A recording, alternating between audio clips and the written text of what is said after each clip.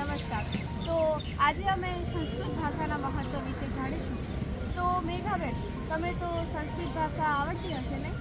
સંસ્કૃત તો આવડે છે, પણ એ શીખવું જોઈએ. કેમ કે સંસ્કૃત એ દેવોની ભાષા છે અને દેવો સુધી પહોંચવું હોય એમની ભાષા આપણે એમને બોલીએ તો એમને ગમે, અને ભગવાન પાસે પહોંચવું હોય તો સંસ્કૃત ભાષા આપણે શીખવું. તો તમને ઘણા મંત્રો પણ આવડતા હશે ને? હા. તો મને એક એવો મંત્ર જણાવો કે જેમાં પ્રકૃતિ વિશે બધું કહ્યું હોય. જેવું કંઈ એમ કહેવાય છે કે ભાઈ બધામાં જ ભગવાન વસ્યા છે, પ્રકૃતિમાં પરમેશ્વર વસે છે. તો એના અસ્તિત્વ રૂપે આપણે તુલસીનું પૂજન કરીએ છીએ. તો આપણે તુલસીના માધ્યમથી આપણે શ્લોક બોલીએ છીએ કે તુલસી શ્રી સખી શિવે પાપ હારિણી પુણ્ય નમસ્તે નારદ રૂપે નમો નારાયણ પ્રિય.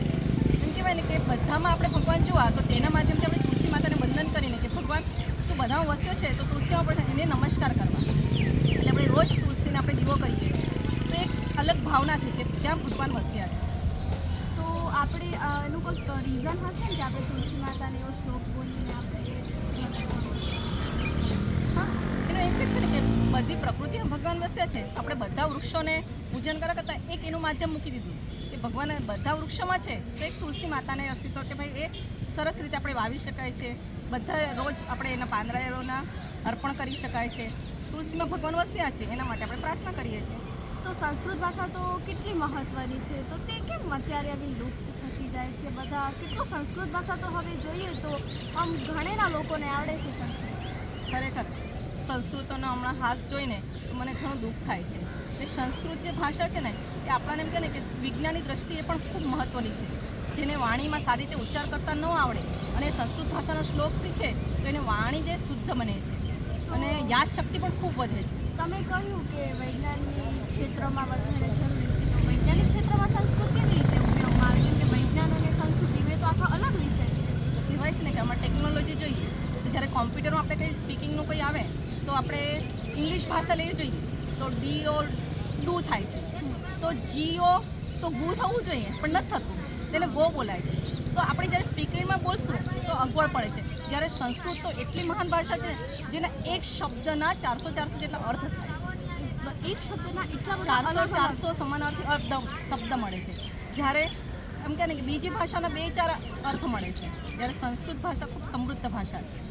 અને એવું કંઈક મેં સાંભળ્યું હતું કે નાસામાં સંસ્કૃત ભાષાનું કંઈક પ્રભુત્વ કોમ્પ્યુટરમાં એવું કંઈક છે, તો એનું શું મહત્વ? હા, એ ટેકનોલોજી દ્વારા સંસ્કૃત ભાષાના માધ્યમથી પણ આપણે ગ્રહો પાસે નજીક પહોંચી શકીએ છીએ. અને કહેવાય છે ને કે આપણાને હનુમાન ચાલીસામાં પણ એનું મહત્ત્વ બતાવ્યું છે કે બ્રહ્માંડ સુધી પહોંચવું હોય તો સંસ્કૃત ભાષા સુધી આપણે પહોંચી શકાય છે. તો સંસ્કૃત ભાષા ઉપર તો ભણવું કેટલું મહત્ત્વનું છે, પણ અત્યારે બધા તો ઇંગ્લિશ તરફ વળ્યા છે, તો સંસ્કૃત આપણી ભાષાને જ ભૂલી ગયા છે બધા. આધુનિક ટેકનોલોજી વધી પણ તેનું મહત્ત્વ આપણે વિસરાતા રહ્યા છીએ. પણ ખરેખર જો મહત્ત્વ જાણવું હોય તો આપણા વેદો અભ્યાસ કરવા જોઈએ. અને આપણા વેદોમાં તો બધી જ ભાષાઓ શીખવાડી છે. બધી ભાષાઓને નકારી નથી, ભાષાઓ શીખવી જોઈએ.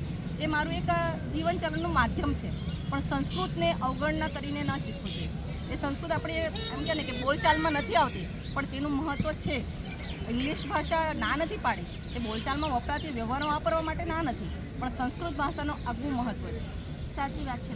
અત્યારે બધા ઇંગ્લિશને વધારે પ્રભુત્વ આપી રહ્યા છે. મારા મત મુજબ જોઈએ તો સંસ્કૃત ભાષાને પણ આપણે પ્રાધાન્ય આપવું જોઈએ. ચોક્કસ પ્રાધાન્ય આપવું જોઈએ.